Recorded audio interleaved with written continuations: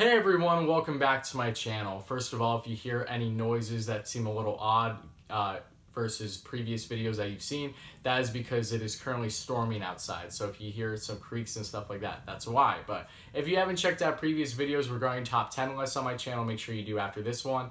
But if you have, then you would know that I have done a list on the top 10 overall defensemen in the NHL this season. I'm doing pretty much the same thing, but the biggest difference being not overall defensemen, specifically defensive defensemen, stay-at-home defensemen. So not two-way defensemen, not offensively minded defensemen. So the guys that meet this criteria, in my opinion, are ones that are, of course, known for staying back in their own zone, not known for their offensive play much at all. I have on this list, I'm going to be focusing heavily on time on ice, being on penalty kill, so shorthanded. They need to be at least 2 minutes and 45 seconds or higher to even be considered for this list per game for penalty kill ice time. And then power play ice time, they can't be really over a minute, because if they're over a minute on the power play per game, that means that they're definitely more two-way or offensive minded the majority of the time. And I'm going to also be focusing on the amount of goals that are given up while they're on the ice, whether they're on the penalty kill or 5-on-5. So with all those things being said, there are, of course, defensemen that you might wonder why they aren't on this list. And that all goes hand in hand to the fact that they aren't labeled as defensive defensemen. So these ones on this list, I can pretty much feel confident in saying that they are. And starting at number 10, I have Ryan Graves on my list. Graves is the defenseman that really just made this list versus some others, but he's only, I believe this is only his sophomore season with the Colorado Avalanche this year, and the big body defenseman has really done a great job for them and staying home and even contributing offensively when he needs to. But for the most part, he is easy to stay in his own zone, be a big body defenseman that is really hard to get around. And Graves this season in 69 games played averages 2 minutes and 48 seconds on the penalty kill per game, and that is 25th in the NHL among defensemen. He has been on the ice for 22 power play goals given up to the opposing team. Even strength time on ice, he averages 16 minutes and 5 seconds, and even strength goals allowed that he's been on the ice for is 37. So all pretty significant stats there. Some of the better statistics in all of the NHL among defensemen, especially stay-at-home defensemen, if you will. So because of all those reasons, he just cracked this list. Next on my list at number 9, I have Andy Greene. And Andy Greene, while he is a grizzled defenseman, if you will, in the latter year of his career, I believe he's 37 now, if not older, Greene has still been a very solid stay-at-home defenseman for the entirety of his career, and this season splitting time between the New Jersey Devils and the New York Islanders, he has continued to do just that. In 63 games played, he averages 3 minutes and 12 seconds on the penalty kill per game, which is 9th in all of defensemen in the NHL, which is very strong. He has been on the ice for 26 power play goals given up by to the opposing team. He averages 16 minutes and 19 seconds of even strength time on ice, which is strong as well, and has been on the ice for 42 even strength goals given up. So overall, more very strong statistics that really land him in that top 10 for this type of position especially. Next on my list, at number 8, I have Erik Johnson. Erik Johnson is a guy that really never lived up to the hype, in my opinion. He was really coveted coming out of his draft year, and even though he was moved, because I do believe he was moved in the Kevin Shattenkirk deal years ago when Shattenkirk was originally a part of the Avalanche and traded to St. Louis, and I think Johnson went the other way from St. Louis to Colorado. I could be wrong by that, but I thought he was part of that trade. Regardless, Johnson has still been a very strong stay-at-home defenseman, even though he has dealt with some significant injuries in his career, but that is really not stopping him this season. Johnson, in 59 games played, has an average of 3 minutes and 1 second on the penalty kill per game, which is 18th in the NHL for defensemen. Has been on the ice for 23 power play goals given up, which is not bad at all. 17 minutes and 39 seconds of even strength ice time per game, which is very strong in that category, and has been on the ice for 44 even strength goals. So overall, just some very fine statistics there by Johnson, and just proving that him along with Graves are some of the better stay-at-home defensemen in all of the NHL. Next on my list now, at number 7, I have Patrick Nemeth. Patrick Nemeth, you might wonder, why do you have Patrick Nemeth on your list? He's a Detroit Red Wing. Well, while that may be true, Nemeth has had a very strong season given the team that he's been around, and I really have to credit him there. And he has taken on such a boatload amount of work whether it be on the penalty kill or 5-on-5. He has really done so much for the Red Wings in what is arguably the worst season of their entire existence as a franchise.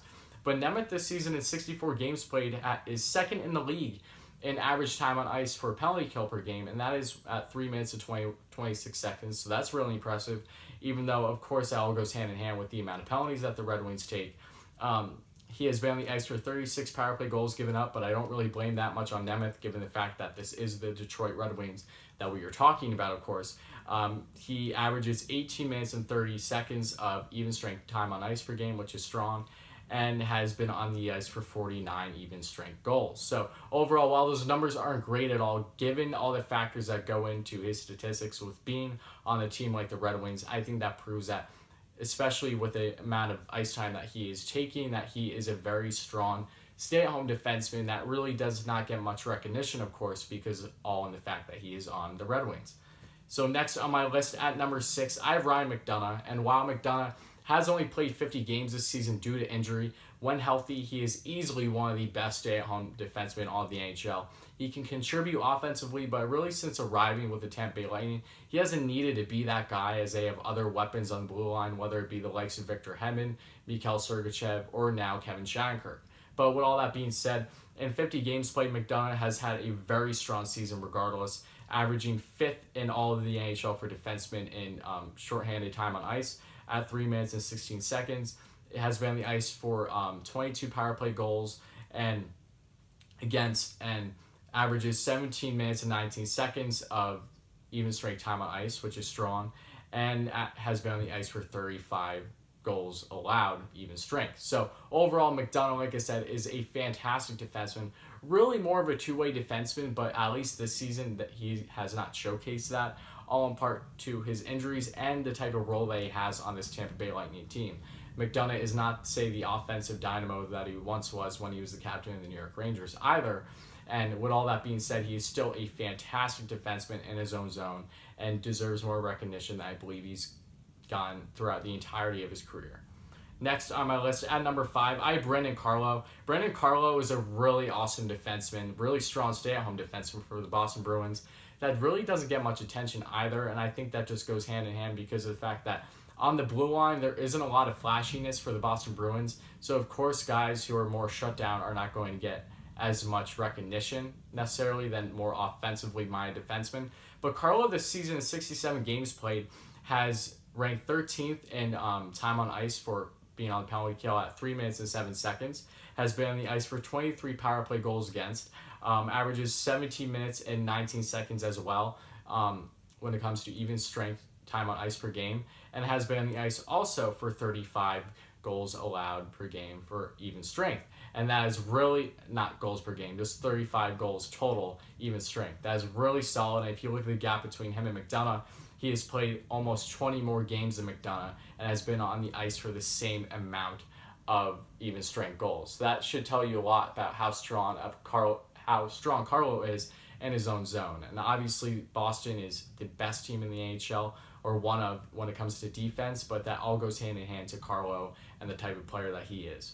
Next on my list now, at number 4, I have Brett Pesce. Brett Pesce, another really strong defenseman for the Carolina Hurricanes that have a plethora of them, but like I said, does not get much recognition either, and he really deserves some. Pesce this season, at least in 61 games played, at averages 3 minutes and 16 seconds for penalty kill time on ice per game, and that is currently ranked 6th in all defensemen. He has been on the ice for 18 power play goals against, which is the best on this list and the best in the NHL. And he has averaged 18 minutes and 20 seconds of even strength ice time per game and has been on the ice for a total of 51 goals even strength. So overall, Pesce, along with Jaccob, Slavin, Dougie Hamilton, they have a fantastic group there when healthy, and he is just one of the many guys that contribute to the defensive success and overall success that Carolina Hurricanes have had this season and last season especially. Next on my list now at number 3, I have Zdeno Chara. I get it, Chara is really old. He's in his 40s already. It's crazy, but year in and year out, he has continued to be one of the most solid defensive defensemen in all of the NHL. And ignore the fact that he has such a clapper with that huge stick and just huge body when it comes to slap shot.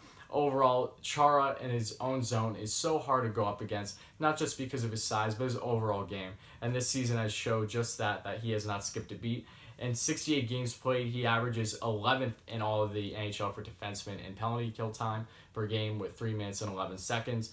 He has been on the ice for 22 power play goals against, which is solid. Averages 17 minutes and 47 seconds of even strength ice time per game, and has been on the ice for 39 even strength total goals. So, like I said, Chara, even though he is in his 40s, is still the leader of the Boston Bruins by far, and is showing that regardless of his age, he can still put up the numbers and the overall defensive game like he has a decade plus ago. Next on my list, at number 2, I have Esa Lindell. Esa is such an underrated defenseman, and I don't understand why. I guess you could say because he's on the Dallas Stars, but regardless, he has proven that he is easily top 3, and I have him top 2 on my list in overall defensive defenseman in the NHL. If you look at what he's done with the Stars this season, he is a key contributor to them being one of the best defensive teams in all of the NHL. In 69 games played, he is first in the NHL in average ice time for the penalty kill per game at 3 minutes and 49 seconds. He has been in the ice for 31 power play goals against, but I'm not going to really put that much on him given the fact of the amount of workload that he has. He's by far gained the most ice time on the penalty kill per game out of all defensemen in the NHL. He averages 18 minutes and 30 seconds of even strength ice time per game and has been on the ice for 54 even strength goals. So while that is a little bit higher than the others, you also have to put in the fact that he has played essentially every single game in the NHL this season and has gained a heavy workload while doing it. So while Miro Heiskanen is able to bring up the rush and show more offensive production, same thing with John Klingberg, Esa is the one sitting back and allowing these things to happen. So he's a fantastic young defenseman who I expect to hear more of going forward in his long career. Next, I have at number 1, I have once again, like I had at another video that you have to check out, and that is Jaccob Slavin. Jaccob Slavin has been an amazing defenseman for quite some time now, and he is still very young in the NHL, especially for the Carolina Hurricanes, but all going the fact of where he's playing, I think that is the reason why he isn't getting as much attention. But again, Slavin this season in 68 games played has averages 14th in the NHL for defensemen in penalty kill time on ice per game at 3 minutes and 6 seconds. Has been on the ice for 24 power play goals against, which is very strong. Averages 19 minutes and 23 seconds per game of even strength ice time. By far the best on this list without question, and has also been on the ice for 54 even strength goals against. His ice time is far and above a lot of the other players on this list, and he also has been on the power play for an average of 55 seconds per game, which is why he made the list. And Esa Lindell was just over a minute, so I still included him at 1 minute and 7 seconds. So he just shows these guys are averaging almost 23 minutes a night each, and definitely deserve more recognition because of the kind of workloads that they deal with, and aren't offensive dynamos, so of course they aren't going to be gaining as much attention as some other guys on their respective teams. But with all that being said, that's going to conclude this list. Let me know in the comments below if you agree, disagree with me on it. If you are wondering why I didn't mention certain guys, I'd love to hear your feedback. Let me know who you think is deserving to be in this list if I did not list them off, all of them, in your opinion. So if you like this video, please like, subscribe, comment, all those great things. I really appreciate it. Make sure you check out the other videos I have below right here. And with all that being said, I'll be back in a day or two.